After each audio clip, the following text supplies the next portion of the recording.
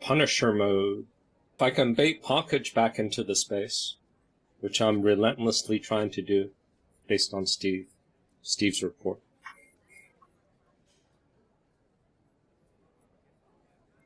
Then I can show my counter for the victim, moral outrage victim plea.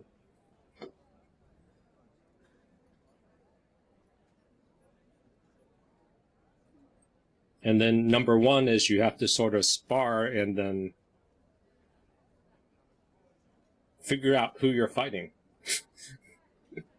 So you throw out bait, you throw some jabs, they chase, you chase, back and forth, until you sort of see their, in boxing terms, you're trying to figure out their triangle of attack.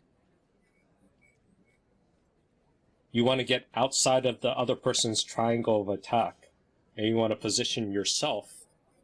You want to position them in your triangle of attack. So you want to be somewhere on the side so you can punch them freely, and they can't reach you. Basic boxing principle. Also martial arts and other things. If you have the strategy of, oh, the narcissist doesn't see me, I feel so hurt. The borderline gave me an absence wound and red button me and doesn't show up. I feel invisible and dismissed. I want them to see me.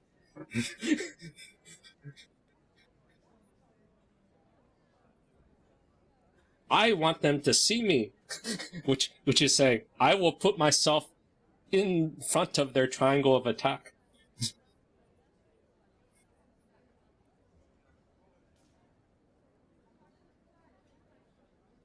I know this pattern is very hardwired, so logically it can make sense. That would be why you need to see yourself instead of looking for another fucking borderline brain damaged psychopathic idiot to try to see you. They have fucking brain damage. There's no fucking chance they can see you or see anybody. But you have this childhood wish. I will have a parent that doesn't have brain damage that will finally witness me. Let me find a replacement brain damaged person that will finally see me. This is stupid. See your fucking self.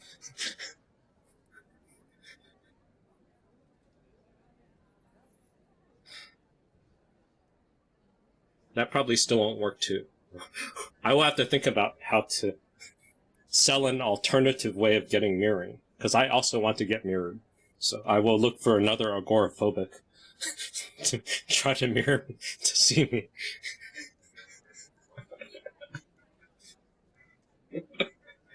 We're all cursed looking for a good enough mother.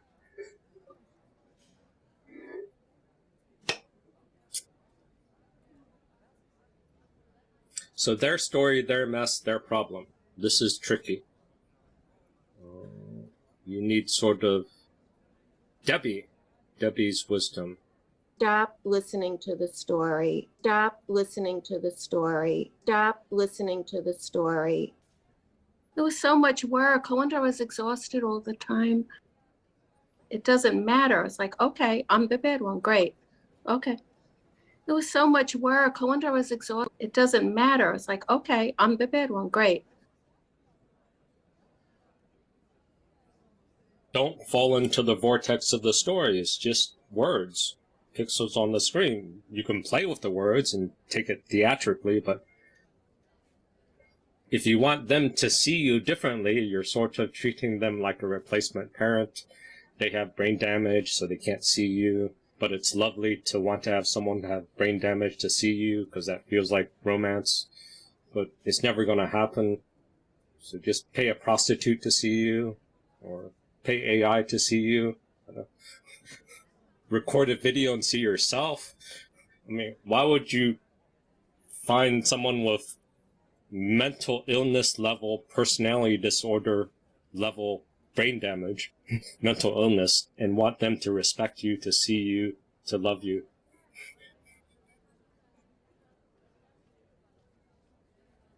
Yes, they trick you with the love bombing, so yes, but they can't see you because they have brain damage. And then also you don't want to be fully seen.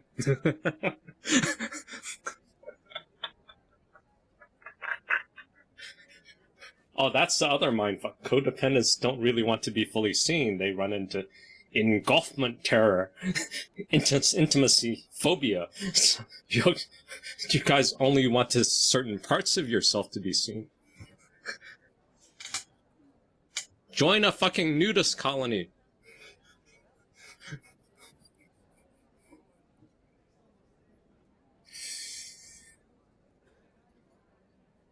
Damn, this is getting more complicated. Okay. It was so much work. I wonder I was exhausted all the time. You know what? Because maybe everybody isn't supposed to be with you. And if you're worrying about these people, keeping them close, the real good people can't get in there. Logic.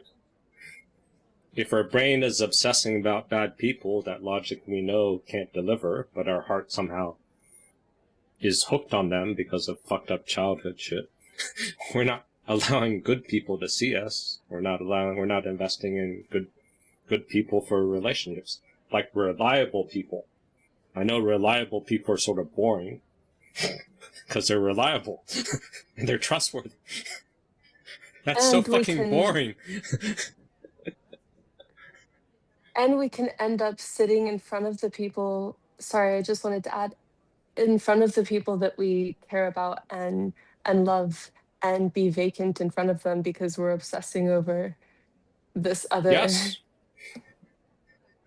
Our mind is absent, so we're psychologically absenting people in real life. We're not investing in reliable relationships because normal attachment is like cooties. It's like, what the fuck? It's so slow. It's not all merged and enmeshed. It's not all fantastic and dopamine sprinkles everywhere.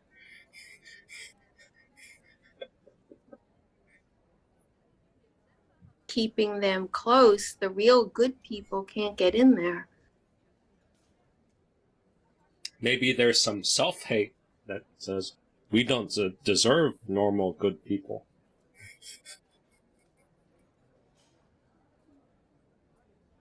That was part of my theory of the Zoe's, what was the guy? The gamer guy? D&D guy?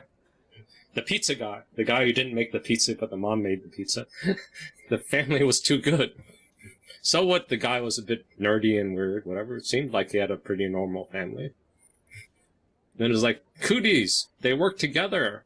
And, oh, fuck. The parents are anxious that she continues dating the 40-year-old living at home guy or whatever.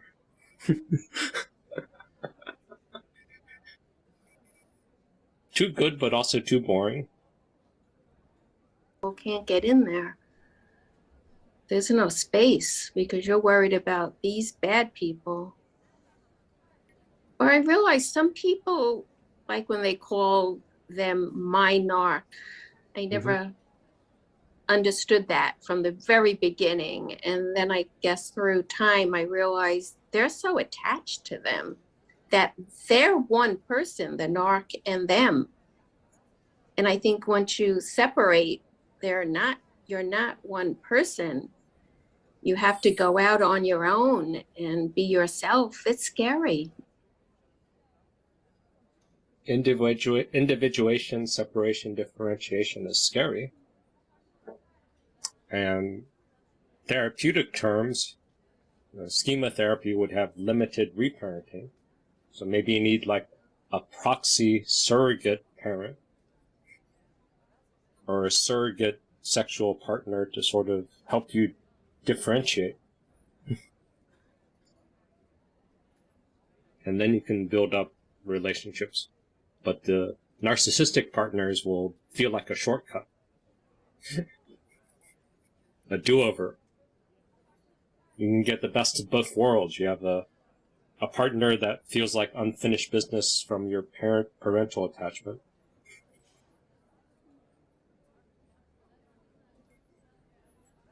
But I'm waiting for success stories about that. Most of the stories I have that they end up being train wrecks. Stop listening to the story. Stop listening to the story. Stop listening to the story.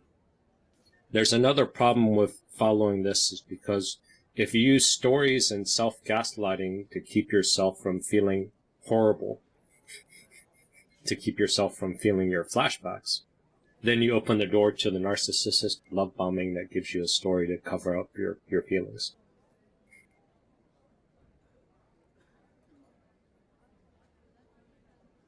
So the more you use self-gaslighting on yourself, the more you leave yourself open for Ellie to hijack Suze's account and then go, bam, bitches, on Zoom, and then they all sort of get shocked because Ellie broke into some secret Reaper for Zoom.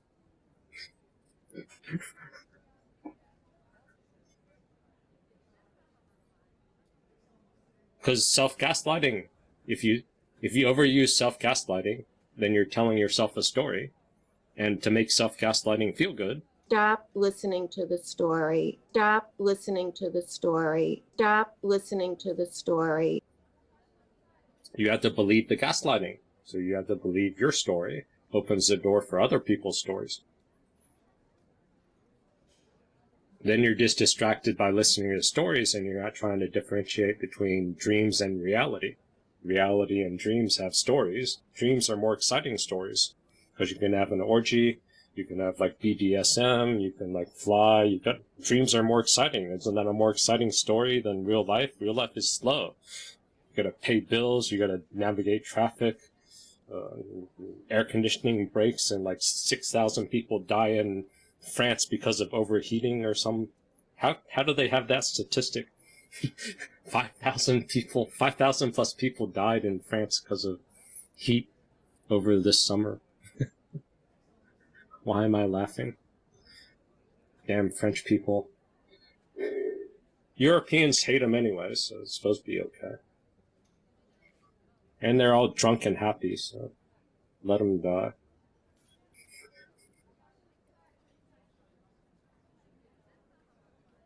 All the French people, they didn't give me like wine when I was going to some French school. They were all too cliquish. No, stop listening to the story. They're just words.